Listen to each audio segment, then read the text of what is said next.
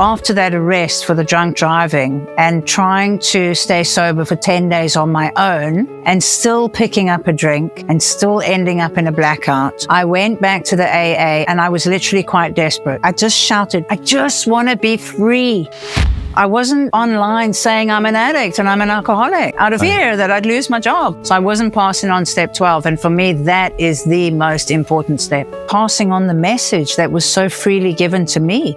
Freedom for me is to be able to trust my inner voice. Freedom to be myself. Freedom to feel comfortable in my skin. Hello and welcome to 12 Steps and 12 Questions. My name is Silvio and I'm an addict. This pod is full of personal and inspirational stories of recovery from addiction. And in every episode I'll ask each guest the same 12 questions about their life, addiction and recovery.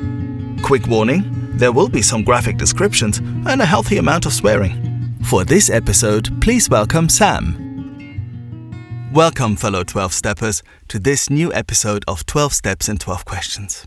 Recovery is all about connection and spreading the message.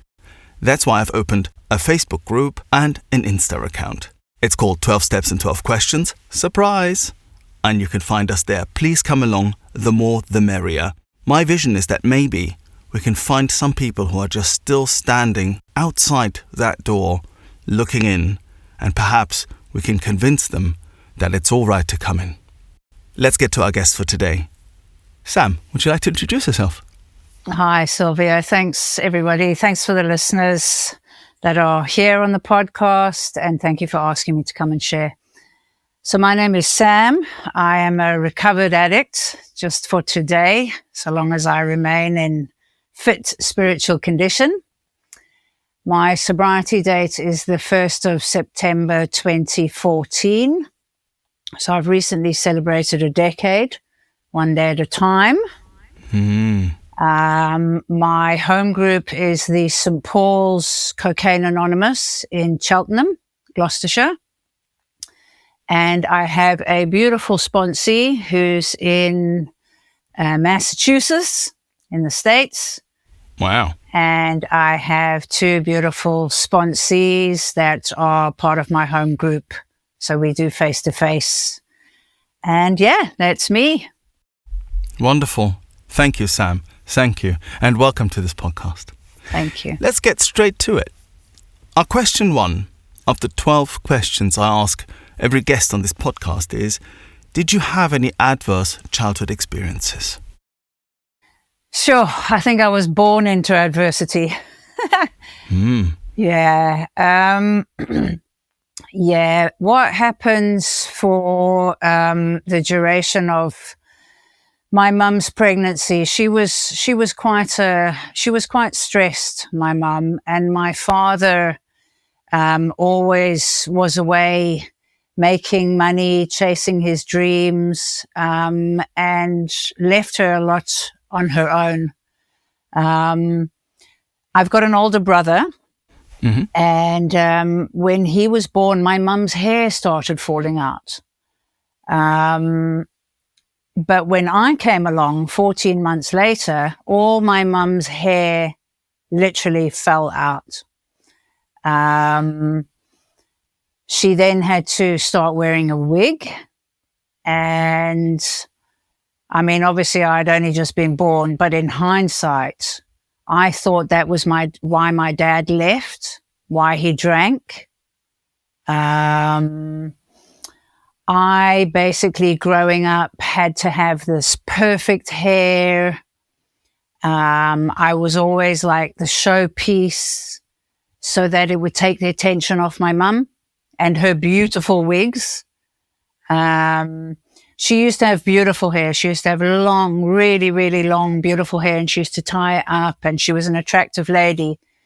But obviously, you know, all of a sudden losing her hair and having to have wigs, she was obviously self-conscious. And she literally projected all of that insecurity onto me as a kid growing up. So that was pretty tough. Yeah. I'm assuming that when you were 5, 6, 7, there was no way that you could put this together so beautifully as you have now. So from that point of view of that child, what was the experience like? Was it a lot of pressure? Was it a lot of yelling? No, but I think it wasn't, she was a good mum. She was a loving mum as well as my dad, but she was never really, she was more focused. She was obsessive compulsive. So what she would do, and she was a perfectionist. So what she would do was she would always be in a state of constant cleaning, which was bizarre because I would always see my mum in her head obsessing about something, but she was always cleaning something, and she'd always be there, like wherever it was in the house, she'd be cleaning something. But bearing in mind that Dad was off making money, which dads do. It was a good thing. He was providing for the home, but he wasn't there. So I think a lot of the time she was wondering where he was and what he was up to. So as much as he wasn't present, she wasn't present either. Right. Yeah. And it kind of left me sort of to my own defenses growing up. I'm just wondering, this podcast sometimes surprises me in many ways. So your mum suffered from alopecia. I know something about that because I have it on the sides of my head. So I know that it can be really disturbing for that to happen. And of course, even though I don't like to say it, but it is still true that for men, it's much more socially acceptable to lose one's hair because we lose it naturally. Whereas for a woman, it's an entirely different ballgame. And so I have a lot of compassion for people who lose their hair because I am in that same position. And I'm assuming that your mum went through some sort of crisis on the back of this. How else did this crisis, I think, manifest? So she was in her head. And how did it manifest as far as your brother was concerned as well? Did he get the same treatment? Yeah, I think he did. We moved a lot. This, I think, is a lot of my story is that when I was quite young, so for the first 5 years of my life, we lived in England. We lived down in Weymouth on the seafront. And a lot of the times I've got visions now of seeing my mum on the beach. She had her little wig on, which looked very different to her long, beautiful hair. My brother and I would be playing. Everything would seem normal, growing up.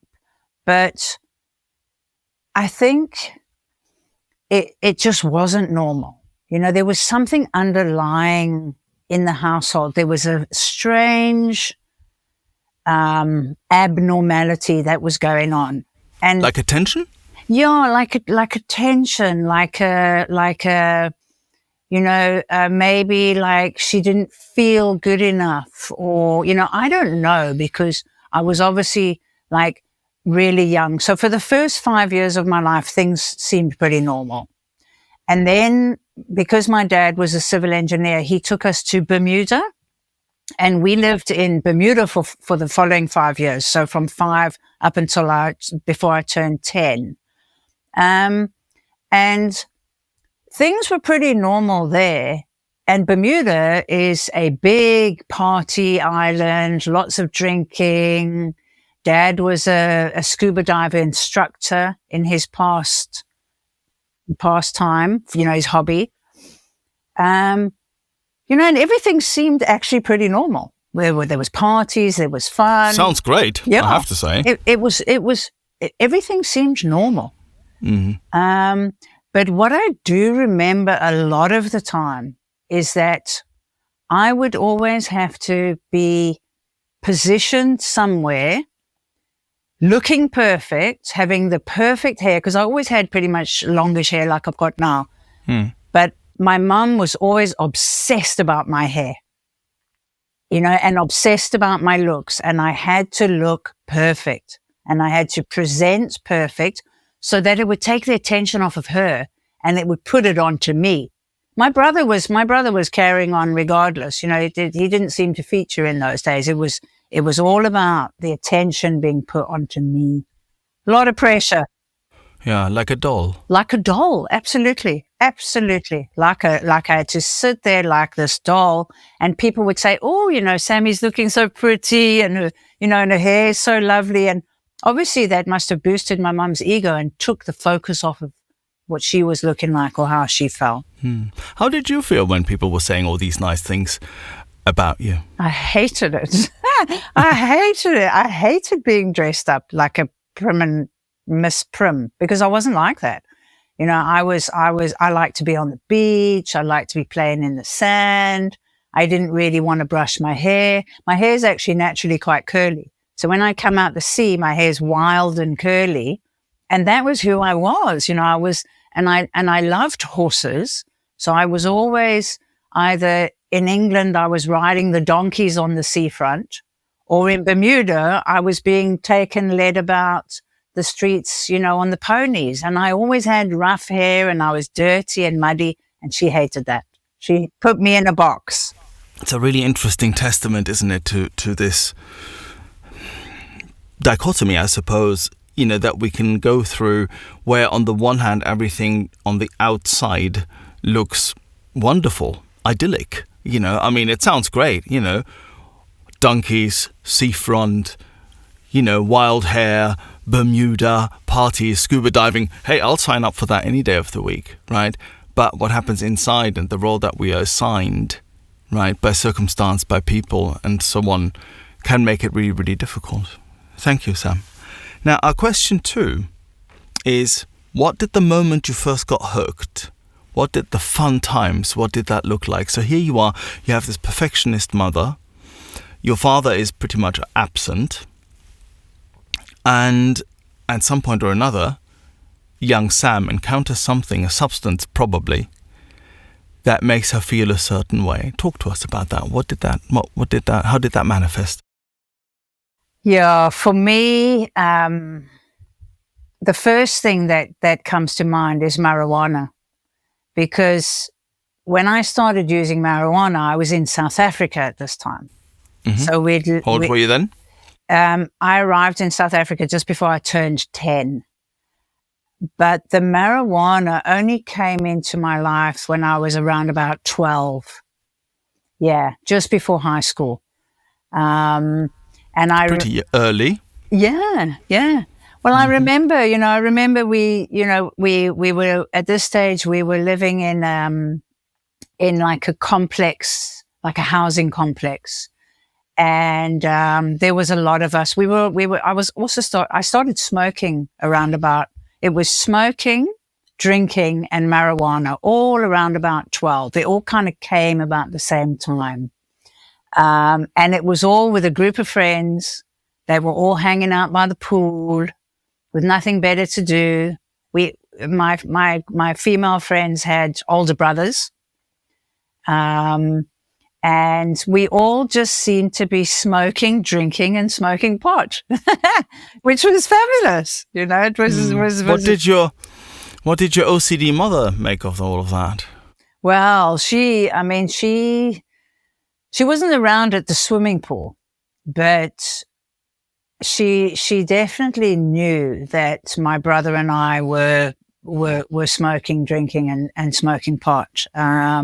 But you know, luckily for us, Dad wasn't there. So she had no say.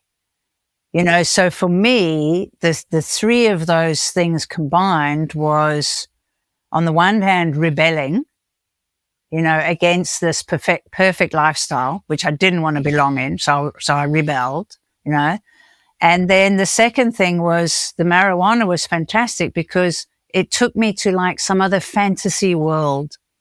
You know, I was stoned and I was in my own little world, and, you know, and the alcohol was lovely because when I drank, I felt confident. And when I smoked, I felt like I was in, you know, so I had these three little vibes going on, like completely contrary to how my mother was trying to bring me up. And And that was... Yeah, the doll doesn't really do that. No. You know, doesn't get stoned, doesn't drink, doesn't rebel, doesn't smoke. Right, okay. And how did it progress? Well, I mean, you had an early start. Yeah, it did. It did progress. So when I started high school, when I'm now like 13 and I'm a teenager, it started more with peer pressure with the girls at school. And a lot of them, so at this time, I was living in Sandton, which is quite an affluent area of Johannesburg. And what we used to do was, a whole lot of us, we used to go to Sandton City, and they had the shopping center sort of at the bottom, and we could go up the escalators and stand on the top and look down. And what we used to do was we used to go down into the shops. We used to walk through the shops, pick up the box of wine, take it through the shop, and somehow walk out of the like Checkers or whatever it was without paying, straight into the toilet so nobody could catch us. And then we used to hold the box for each other, and we used to turn the tap, and we used to drink the wine, the red wine, out of the box and get completely hammered. And then we used to run up the escalators to the top, and we used to fill condoms with water and throw them over the edge onto the tables with people were eating their takeaways. You know, we were naughty kids. Yeah, that was where it started. That's how it started. Yeah.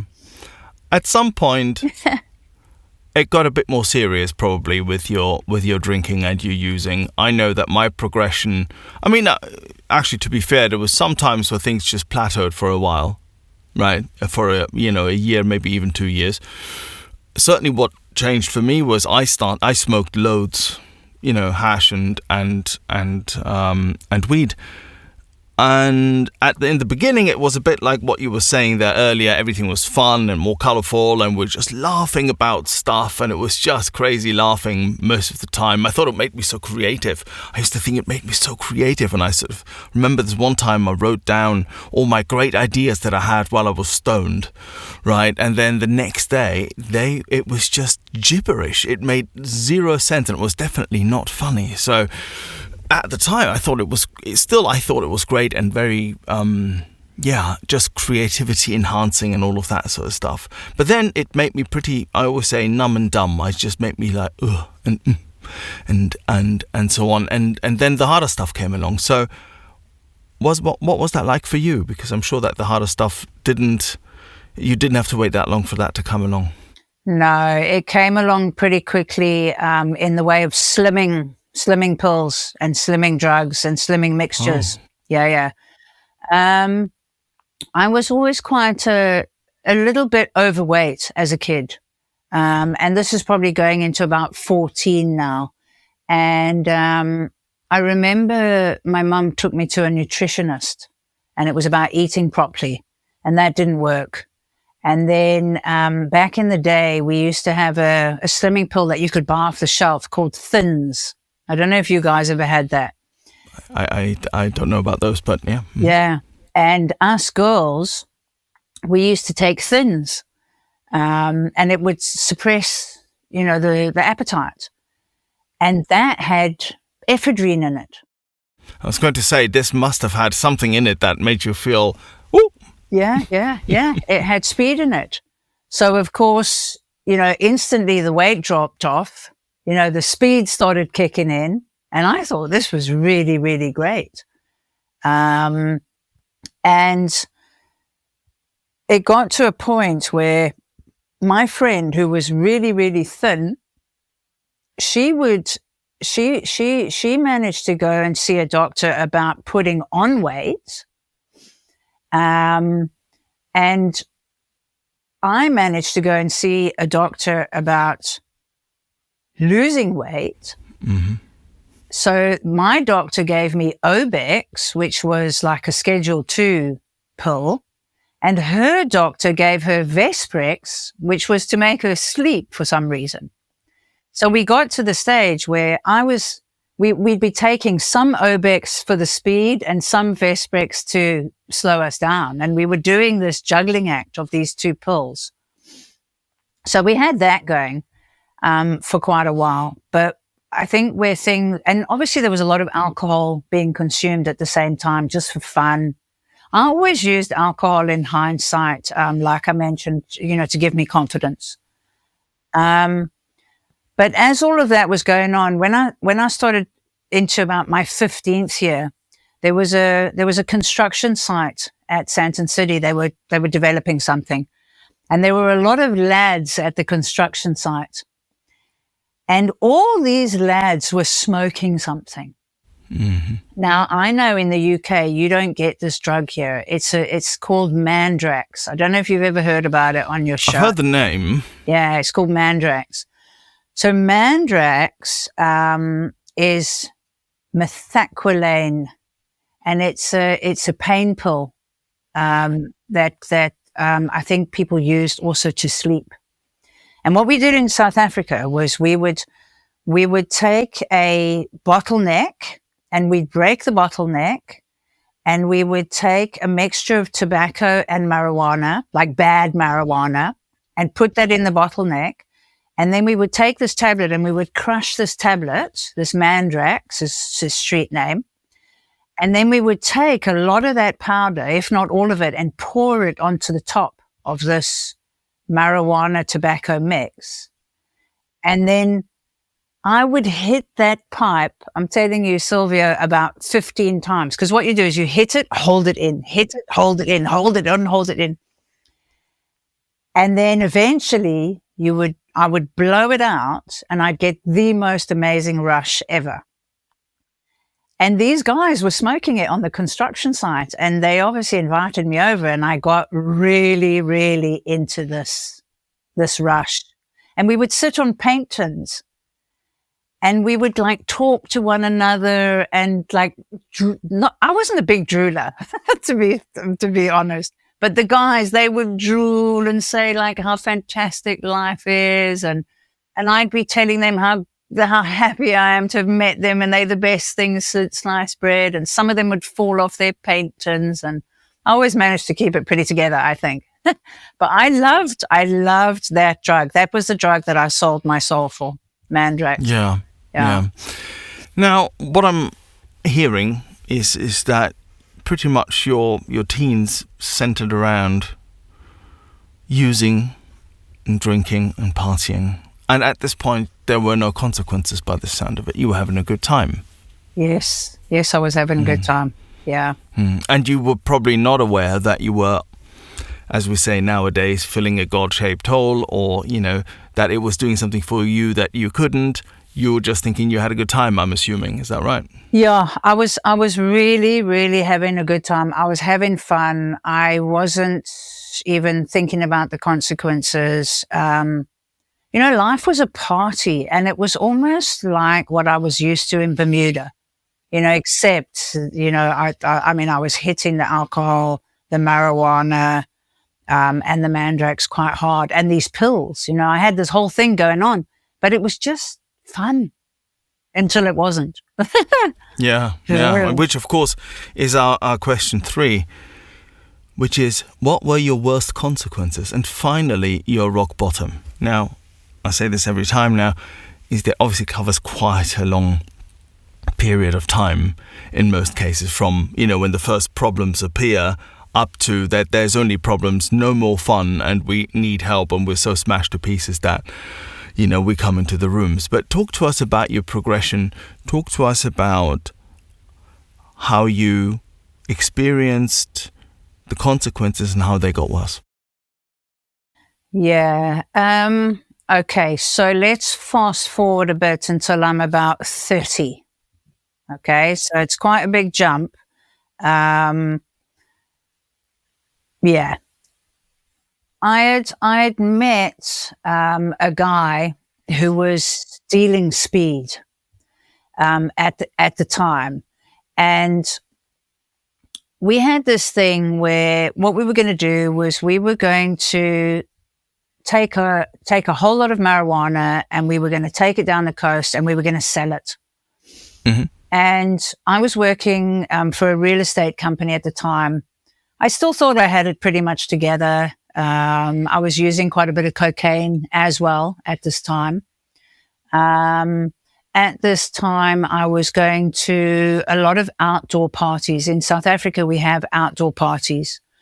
And at this time, it was, you know, the MDMA had come in, the ecstasy, you know, lots of LSD. I also loved LSD because it took me to a different reality. In fact, that was where my very first question was, why was I actually in this really shit environment with my mother? You know, why was I born into this really toxic environment? So by the time I was 30, I was searching already. I'd become a seeker, but I was using LSD, you know, to try and get answers. Let's just slow this down. I found this interesting. So, were you sort of using psychedelics and those properties of, you know, opening doors and changing perception, reframing, right? You were just using it without people in white coats there and any kind of direction, but you were trying to look for answers while taking LSD. Am I getting this right? Yeah, absolutely. Yeah, absolutely. I used to love LSD because, I mean, LSD would take me to sort of different realms. And, I mean, I remember the very first LSD trip that I took was Superman. And, you know, I was always part of a big group. There was always a lot of us. And because we're in South Africa, there was always sun and, you know, there was field trips and fires and fun, you know. And these friends of mine, they came along and they said they've got these little square pieces of paper with pictures of Superman, you know, and did I want to try it? And I thought, yes, absolutely. And you were never afraid? No, I was never afraid. I was fearless growing up. I was fearless. Right. Yeah. Okay. It's interesting because I was always so fearful every time I tried a new drug, right? I was always super paranoid, like, oh my God, what's going to happen? But I still wanted to, and this and that. It's interesting because in the end, it doesn't matter. We ended up in the same place anyway. I just love how, you know, you're totally fearless. I was quite fearful. Well, here we are, you know. Yeah, no, I was pretty invincible. Whatever came my way, I was like, bring it on. I'll try that. Yeah. Wow. But the Superman came in when I was about 16, you know, so, that was the very first time I took LSD, but it was amazing because we had this big fire going and there was a lot of trees and people were literally running up the trees and pulling the branches down and bringing them down and putting them on the fire, and the flames would go up and the next one would go running up the tree, like horizontally. And grabbing, I mean, this is what my mind was seeing. I thought so, yeah. I was hallucinating off my face. But I loved it, you know, and then the next LSD I took were green goblins. And obviously there were little green goblins running around everywhere, you know. So I was like, wow, this is a cool world. You know, and still to this day, I love fantasy. I loved that. But so that was when I was still 16, 17, 18, right up until I was about 30. I had this all going on and it was fun. But when things started going a bit pear-shaped was, I met this guy at an outdoor party. And of course, as soon as I saw this guy, I mean, he had long hair, he had his top off, he was gorgeous, he had this well-built, rippled effect. And I thought, I want him. And of course, You've sold him well. I sold him well, and that was it. But he came with a price because he was a speed dealer. And I'd never done speed. And well, you sort of had in your slimming pills, didn't you? But yeah, in hindsight. But not pure, I suppose. Okay. Mm-hmm. Yeah, absolutely. That's exactly the way it went, because I didn't know those slimming pills had speed in them until I met this guy. So when I met this guy, we were doing speed, and I was starting to lose my job because I was starting not to go in, not to care. There was a lot of partying going along, and everything on the party scene went well until the speed came along, because the speed was like a dark drug, and it put a damper on the party scene. And also at the same time, when the speed came in, those Mandrax pills came back as well, because the speed was an upper and the Mandrax was a downer. Just like when I was a kid, the Obex and the Vesprex, I had this up and down thing going. So when I met this guy at 30, and this started happening, but on a whole deeper, darker level, more intense level, I found myself at the beginning of my 13th year getting arrested, because he got thrown in jail for causing chaos and some sort of uproar. And I went to the Cape Town police station to bail him out. But I thought, before I go in, I'll smoke a quick joint just to calm the nerves. It's always a good idea to do that before you go see the police, yes. And just around the corner from the police station. Mm-hmm. And who comes walking past but a copper? Yeah. And he arrests me and takes me into jail. And he says to me, you can either stay here for the weekend and wait until Monday for a court date, and when your boyfriend's going to get the court date as well, or you can just plead guilty. I'll give you 100 Rand fine and you can go. And I thought, yeah, I don't want to spend the weekend in jail. I'm guilty, clearly. I mean, you've called me outside smoking a joint. I'm obviously guilty. He's going to stay there until Monday. I want to go home. Here's the 100 Rand, which I miraculously had. And off I went, not knowing that I was going to get a criminal record for that. Mm. Okay, until much later. That was at the beginning of the year. Then at the end of the year, which is the progression of the marijuana, the next minute we were taking 10 kilograms of marijuana to go and sell in my car.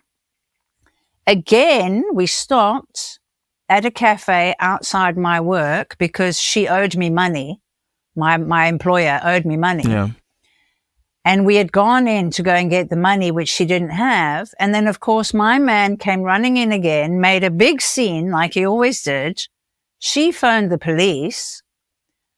He ran off and jumped in the car and took off. And I went next door to sit in the coffee shop to wait for him. And who comes along? The coppers. And they say to me, there's been an accident. Your man is now in jail with the car completely written off. Will I go and identify him?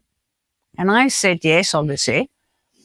Went to the police station, and we were about to go quite a few hours down the coast to sell this 10 kilograms. Mm-hmm. And there was our luggage in the middle of the police station. And the officer said to me, is that my bag? And I said, yes, it's my bag. And he Why would you say this? No, but my luggage, you know, Right. Of course it's my luggage, you know, because we were going away. It's like, it was a bag of luggage. And he asked me if it was my luggage. And I said, yes. But he opened my luggage and there was no luggage in there, but there were these 2 bags, these 10 kilograms of marijuana. And that was not where we put them. We put them in the car under the mattress. But obviously when this boyfriend of mine had the accident, the 2 big bags of marijuana went flying and somebody put them in my bags, and I've just owned up that that's my stash. So I get thrown in jail, for 10 kilograms of marijuana at the end of my 30th year. And that's a lot. Yeah, absolutely. Yeah. So what happened there was that was my first trip to, in those days it was a clinic. It was called Kenilworth Clinic, which is like a rehab. So they did they not give you a custodial sentence? Did you not go to prison for this? No. So what happened was, obviously a case had to be made. But in that time, instead of keeping me in prison, because I went completely psychotic. I lost it at that point. They threw me into treatment. And while the case was going on, because it wasn't a clear-cut case, although the marijuana was in my bags, I had a good lawyer, but my fingerprints weren't on the bags, luckily. So there was this whole case going on of who the marijuana belonged to, but they couldn't pin it to me so I never got a sentence, but I did get 40 days in the treatment facility for my psychotic nature. Right. Okay. So that was the first time you had some sort of rehab. Yeah. And that was the first time I heard about Alcoholics Anonymous or Narcotics Anonymous in the treatment center. But that was only at 30 years old. Yeah. And I'm assuming this didn't stop you using and that there's more progression to come. It didn't stop me using.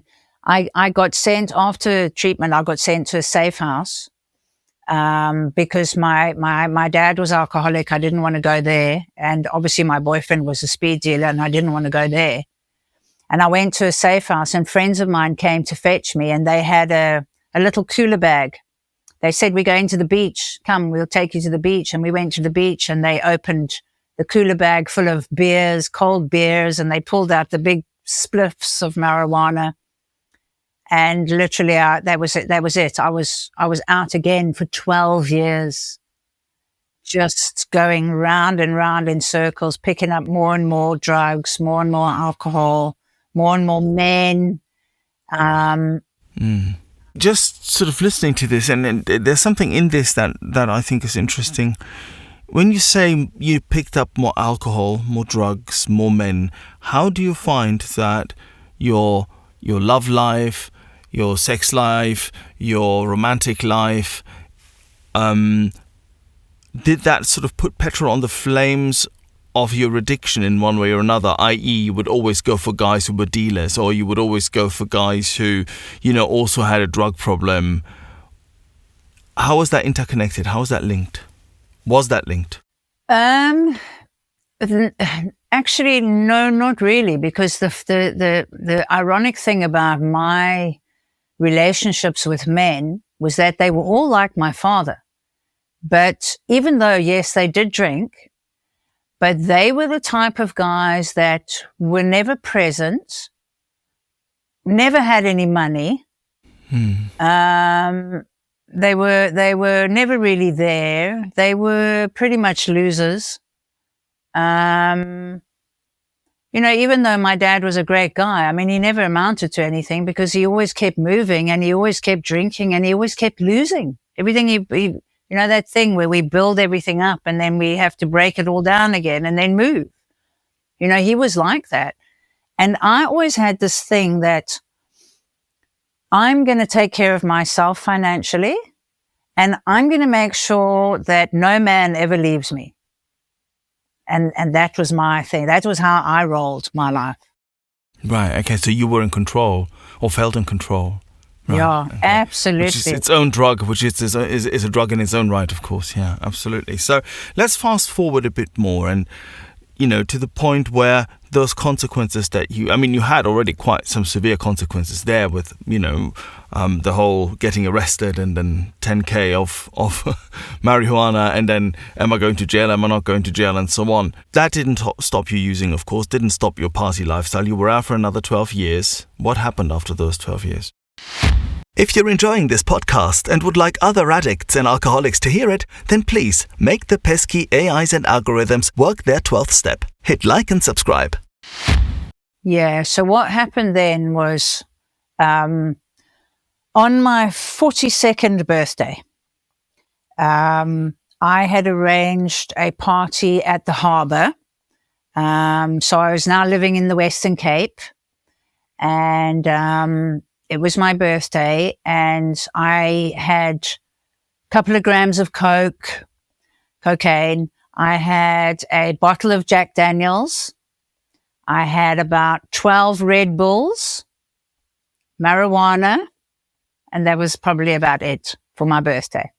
Okay. Yeah. And I had this place booked. It was at the harbour. I had the whole place booked. I had a whole heap of people come in. I had my best Fancy. dress on, my best hair. Sounds good. Yeah, best hair. Yeah, my most mother would have importantly. been proud.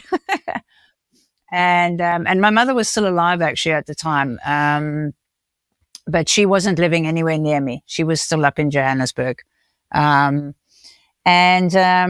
I had a plan. I had a like a get out of jail free plan, because I always knew that I was always kind of like an excess person with everything. So I decided that my brother was coming down from Johannesburg, that he would drive me home.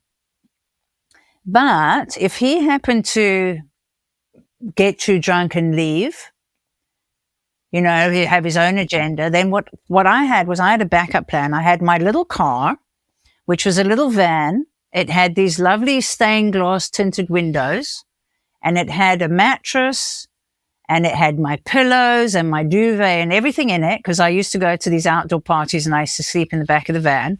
Like a stoner van type thing. Yeah. Okay, cool. We like those. Yeah.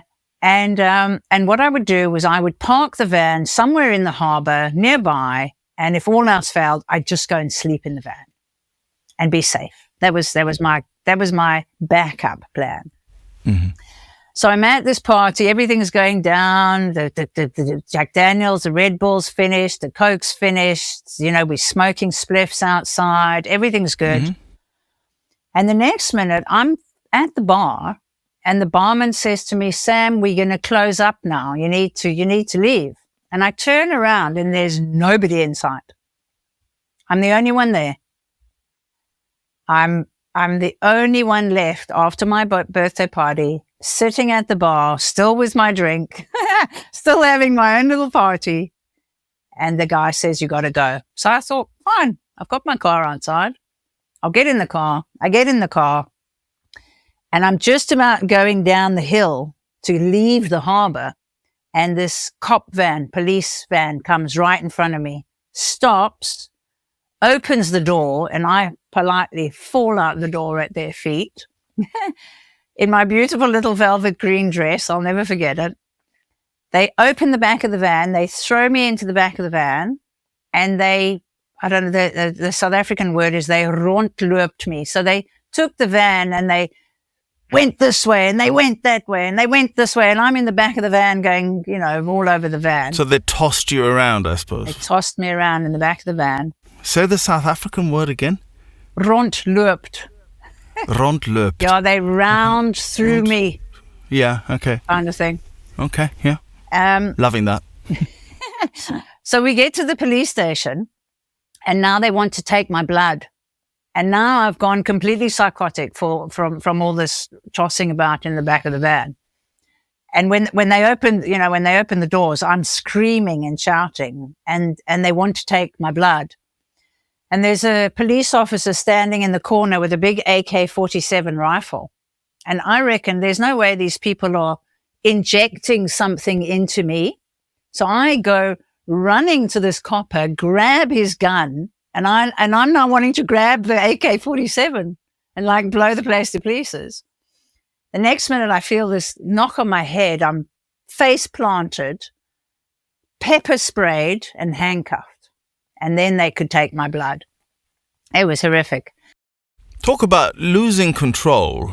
You know, I mean, you're at your birthday party, right? It sounds like you were, clearly going for it, but still, that's within what we do as addicts and things. But then being rondloopt first, and then having a sort of full-on fight with the police, and then starting to grab their guns, and then being pepper sprayed and stuff, has taken it to another level. Okay. Yeah, insanity. And jails, institutions, or death. Yeah, jails, institutions, or death. Complete psychosis. Was this the moment you got into the rooms? Was this your rock bottom? This is rock bottom number one. Yeah. Mm-hmm. So that was January 2009. My lawyer suggested that I go to AA because it would lessen my sentence. I was 4 times over the limit, whatever their limit was.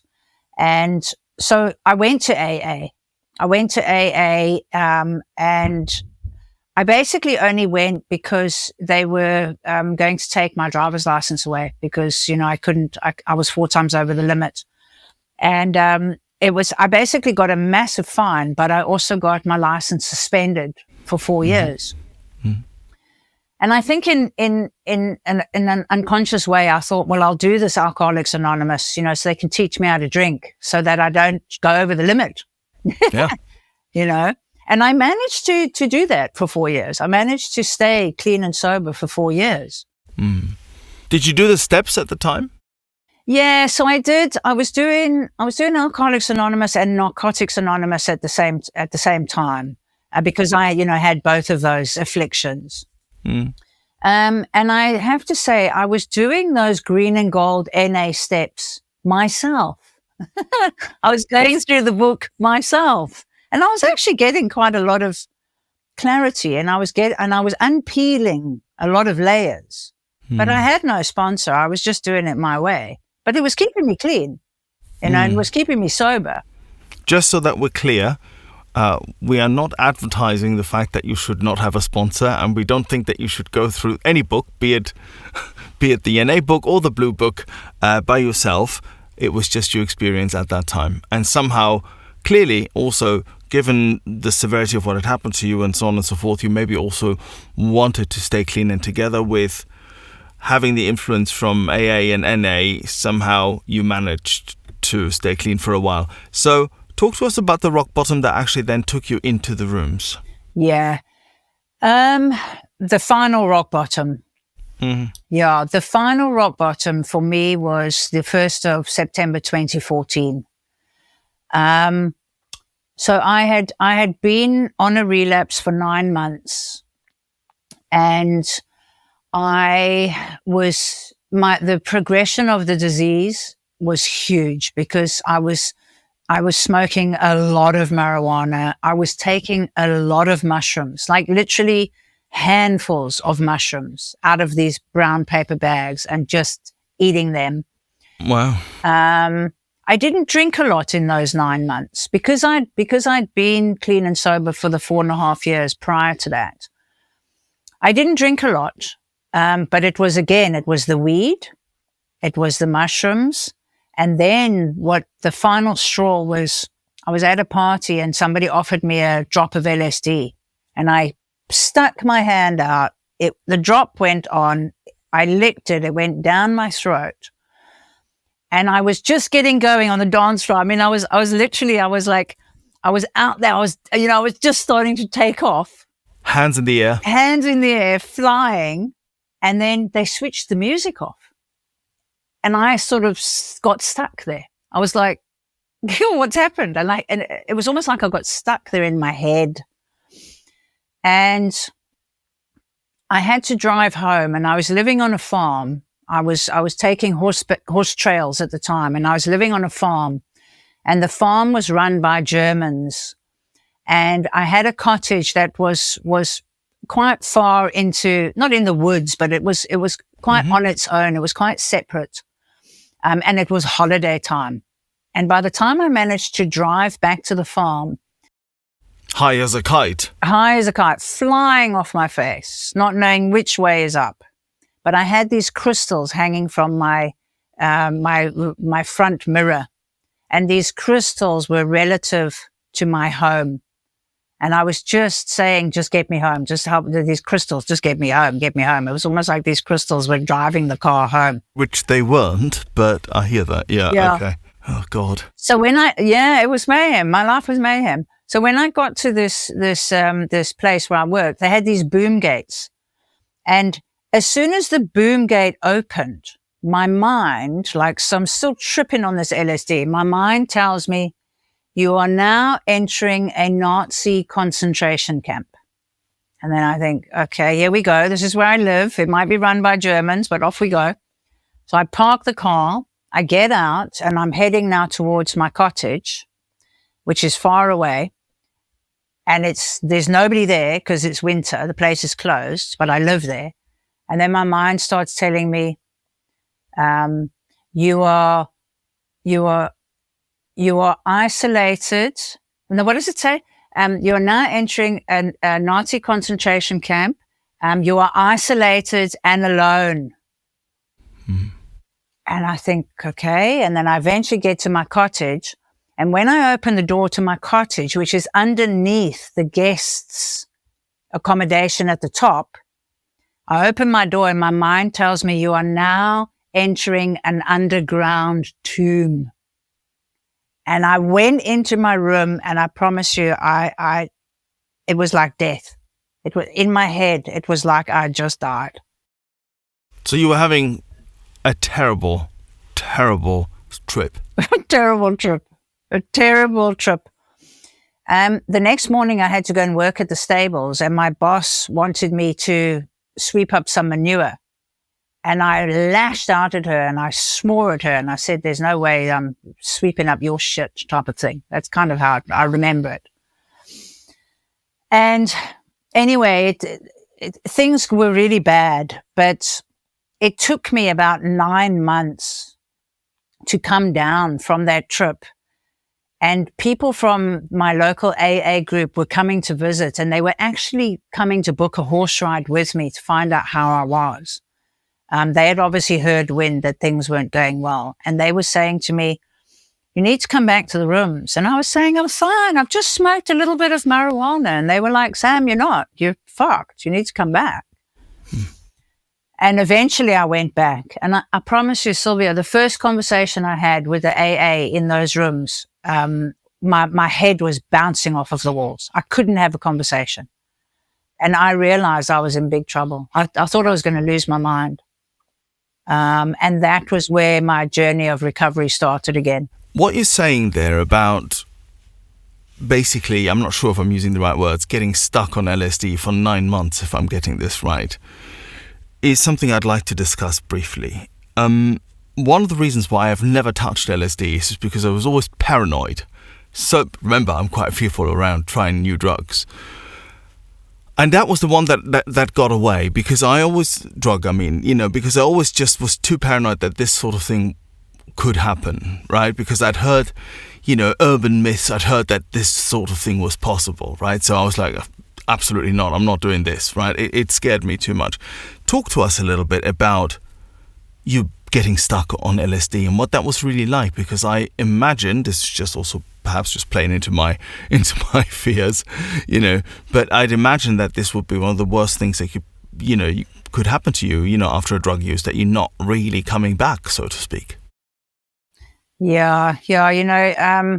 Obviously when I was going through it at the time, and it was a period probably of about a year, until I actually realized how bad it was, because I was having, in the big book, it speaks about we have trouble with personal relationships.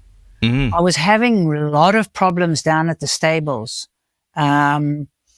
With the people I worked with. I mean, I had a beautiful job, but I always seemed to be in conflict with these people. I was always wanting to do things my way, or, things weren't like, I was getting aggressive and. And do you think that this was part of you having the experience on the dance floor? You're just coming up on your acid, and then all of a sudden the lights go on and so on and so forth, and you're sort of stuck in that place. Do you think that was related? Is that what you're saying? Yeah, absolutely. It was absolutely related. It was almost like I was I got stuck in a place of torment, like in a dark pit.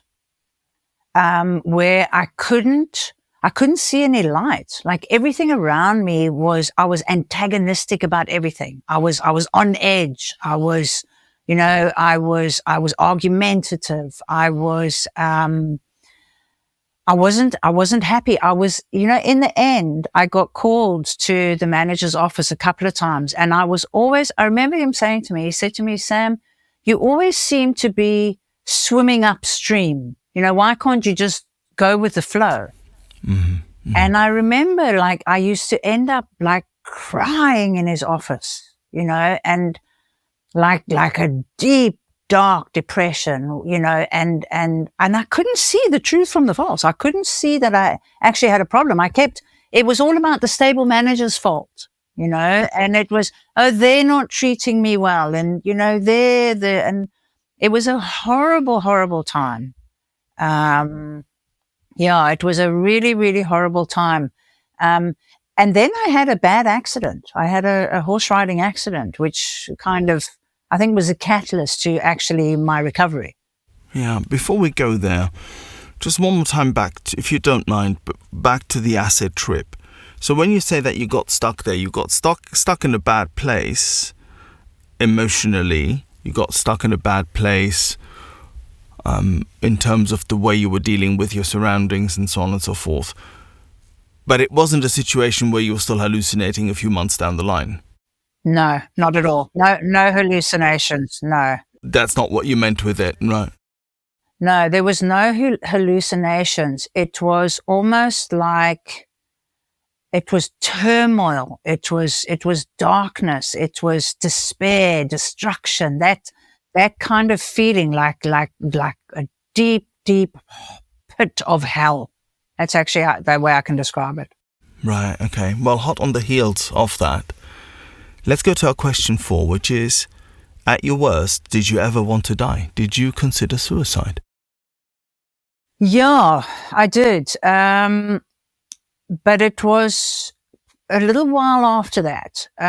So what happened was I had this bad horse riding accident, which literally pulled the rug out from underneath me with that job. It was a godsend. I got out of there because I couldn't do the job anymore. And I ended up moving in with my mum. And she was in an apartment. She was in a sort of a 1-bedroom apartment, and she said to me, I could have the bedroom. She'll sleep in the lounge. And, it wasn't ideal, and I still wasn't really 100% myself, but I was coming right. I was in a better place, except for the accident. And it turns out that there was a guy that moved in with his brother across the passage. And I thought to myself, oh, that's brilliant. He's just had his world pulled out from underneath him. I'll chase him. He can be my saving grace. And I did that, and he was not interested in me, but I hunted that guy down like the plague, like a drug. And in that relationship, I had to put my horse down because I had to move my horse, whom I rescued 9 years prior. And all her old behavior started coming back because all my old behavior started coming back. We were in this relationship that was so toxic because obviously the guy thought, I'm so desperate and I'm so needy, so he might as well entertain whatever I was willing to offer, which was myself and my soul and everything. I was hoping he would rescue me. And I remember at this point I had no guard. And my horse, she got really ill and she had to be put down. And the most humane way to put a horse down is a bullet to the head. It's the quickest and the most humane. And that happened. And that night I was with him and I couldn't sleep. And I was tossing and turning. And he said to me, are you fucking mental? And I said to him, you know what? Yes, I am, because I'm going out with an arsehole like you who doesn't understand. So I might as well just blow my brains out too. And when I said that, and I was serious, when I said that, I thought to myself, oh my goodness, that has just happened to my horse. It's a sign, because I believe in signs and wonders. It's a sign that if I don't get out of this relationship, I'm going to do the same to myself, because that horse mirrored all of my emotions. So that was the time when I was ready to blow my brains out because my whole world had been rocketed. Yeah, it's like the death of your spirit animal or something like that. Absolutely. That's exactly what it was, because I had her for 9 years. I retrained her, rehabilitated her, and she was the first thing that I was ever grateful for. And that's what connected me to some sort of higher power back in the day. Thank you Thank you, Sam. Now, our next question is our question 5. What other methods did you try to get sober before finding the rooms? Yeah, you know what? I tried everything to try and stop some form of outside help, but it was only in the form of other substances. You know, I never ever joined anything. I was not really interested in much, to be honest. I was just, I wasn't really interested in much. I never read much. I didn't really care much for what people said. I just wanted to have a party. Yeah. So you didn't try full sobriety, is what I'm hearing. You had those 4 years though, and in that time you were sober, you said. Yes. So prior to that, prior to those 4 years, I used to always switch up my using. And my drinking. I always say this in my shares. I always say I used to be an occasional drinker. I had a drink for every occasion. But I started thinking, all right, let me cut out the tequila. Let me not do any shorts. Let me just be this respectable lady who I've been brought up to be, and let me just drink wine. And then I'd make sure I drink white wine with fish and red wine with meat, until I'd find myself at the bar alone with my glass of red wine. And then I did the same with drugs. Like with drugs, I thought, okay, well, because I have to say, like cocaine and speed made me psychotic. So I thought I won't use those. I'll just smoke marijuana. And then, of course, I was stoned all the time. I couldn't have a decent conversation because my mind used to just be out there with the fairies. So then what I started doing was I started thinking, all right, well, I'll just smoke cigarettes. I'll just smoke cigarettes and I'll just have a gin and tonic. I'll just have a G&T at sunset and I'll just smoke cigarettes and I'll be fine. But then as soon as I had the G&T, I wanted the joint. Of course. And then I would have a joint, but then I'd try stopping cigarettes and not put mix in the joint. And then it wasn't the same. And then the next minute I'd be having crack with my friends in the toilet because it was better. And it just was going round and round and round from one thing to the next. That was my solution of stopping. Right. Thank you. Now, you've had several rock bottoms. You've had a very intense situation going on with your horse and your spirit animal, and its death, and you realizing that you are quote unquote going the same way unless you do something. Then you've come into the rooms, as you said. Now, our question 6 is: once you came into the rooms, did you struggle with the word God? So when I came into the rooms the first time around, I had no conception of God at that point in time.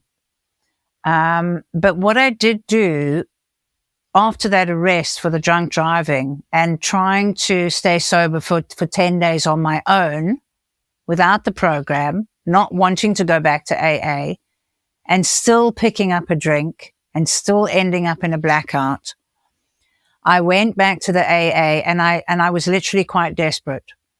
And I literally almost fell onto the floor, and I took my hands and I said, I just shouted, I just want to be free. I just want to be free.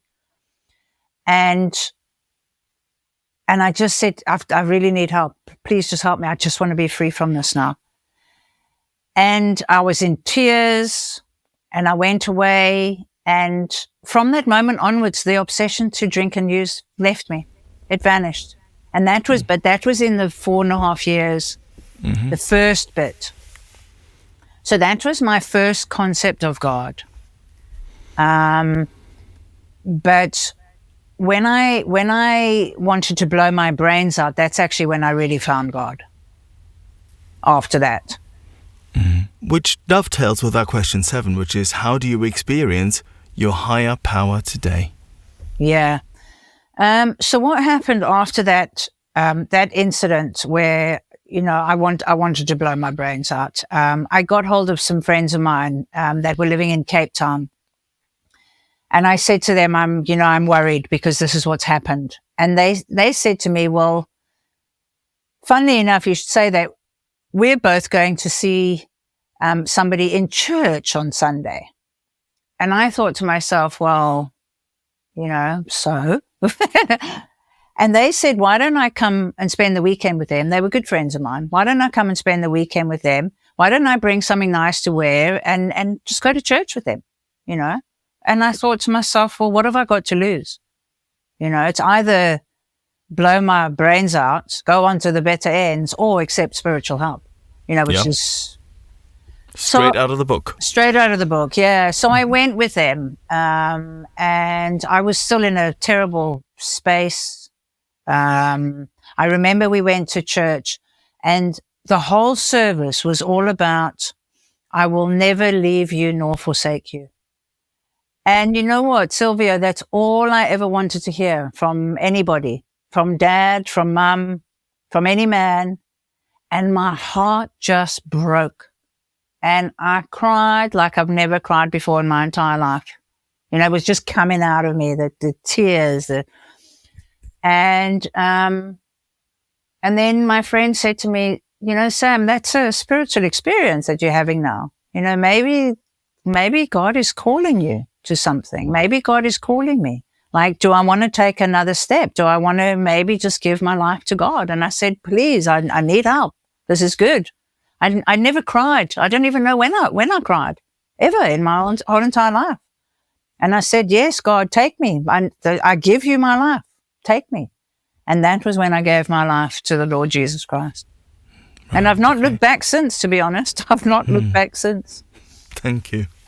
Question 8. Which parts of the steps were the most difficult for you? Now, I know that you work quite a tight program and that, you book quite well and all the rest of it. So that experience in church wasn't the only experience you had, of course. And you've done the steps probably more than once. And in that process, which parts of the steps were the most difficult for you? You know what? I think for me, just to give you a bit of a backstory, when I first came over to the UK, I was doing live-in care for 2 years, and I wasn't practicing any program, and I had nobody in my life because I was living with these ill people that I was taking care of for 2 years. So I wasn't doing step 12. And for me, step 12 is the key to this whole thing.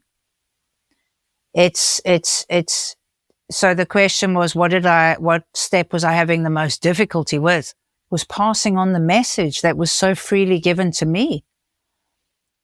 And it was almost like, because I wasn't doing that and I was chasing the money to set myself up, worldly clamors, but with no recovery, because I didn't want to be honest, because I was in an industry that didn't allow addicts and alcoholics in. So I lied on my application form when they said, have you ever had a history of drug and alcohol abuse?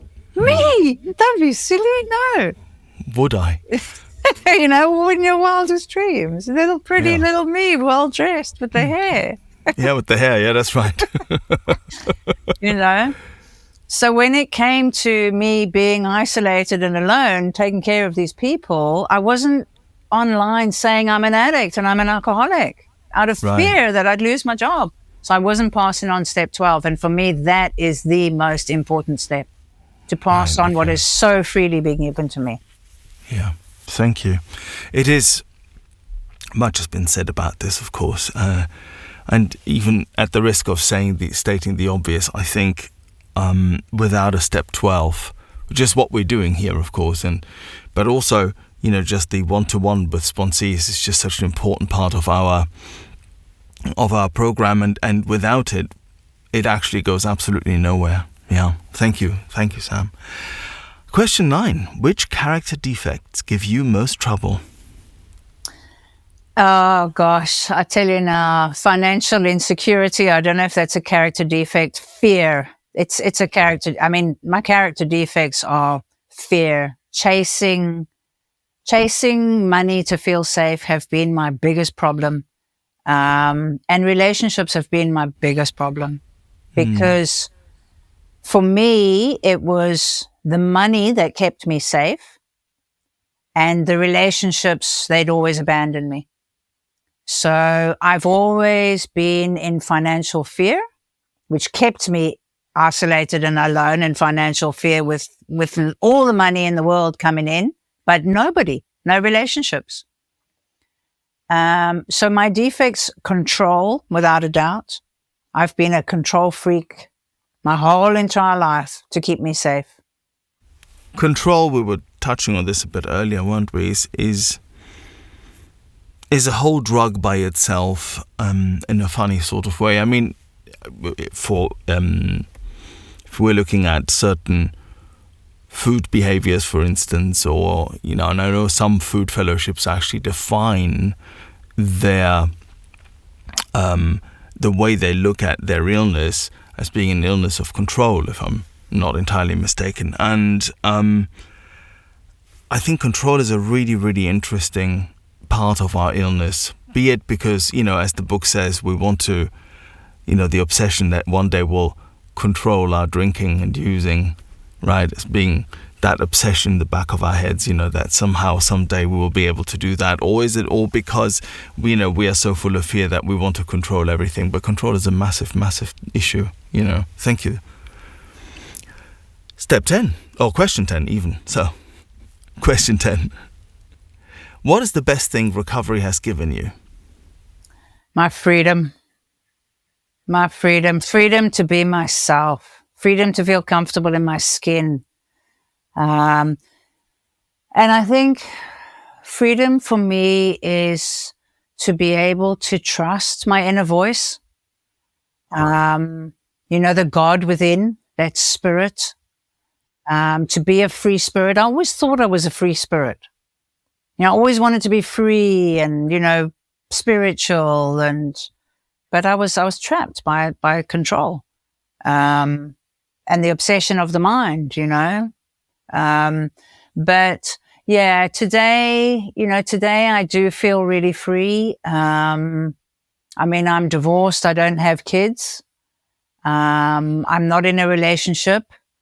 But that's for me is not freedom, but it gives me freedom to choose.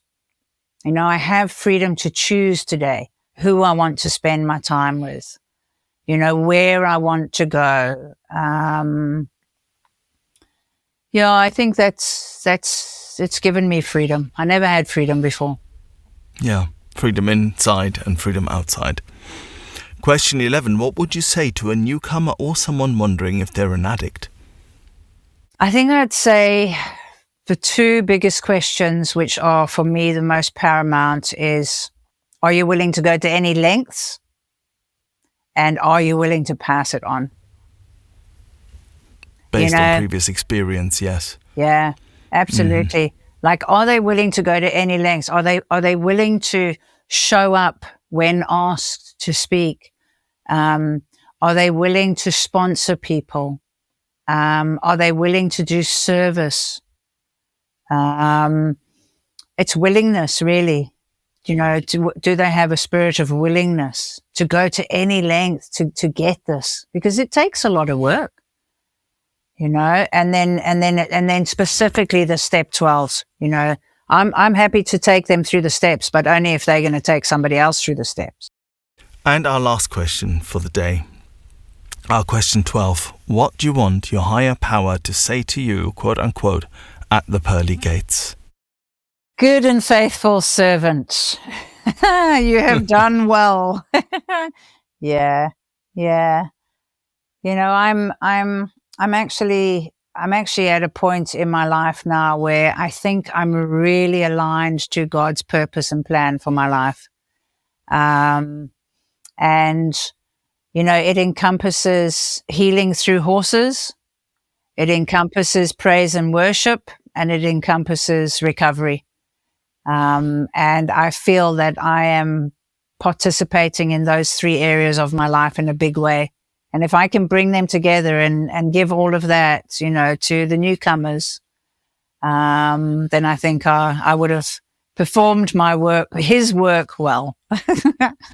Amazing. Thank you so much.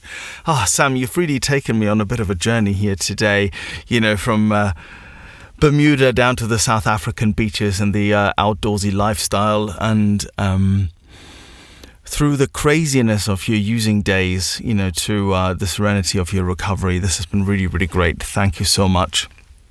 You're welcome. For being my guest on 12 Steps and 12 Questions today. Thank you, Silvio. You're very welcome. It's been absolutely wonderful going through the journey with you. Thank you so much for asking me. We've come to the end of this episode. Thank you for listening. If you've enjoyed it and would like other addicts and alcoholics to hear it, then please make the pesky AIs and algorithms work their 12th step. Hit like and subscribe. While this pod is based on the 12-Step Recovery Program, it's not officially affiliated with any 12-Step Fellowship. 12 Steps and 12 Questions is not substance or behavior specific, it's fully self-supporting and not-for-profit. And this next bit. It's not allied with any sect, denomination, politics, organization or institution. It does not wish to engage in any controversy, and it neither endorses nor opposes any causes.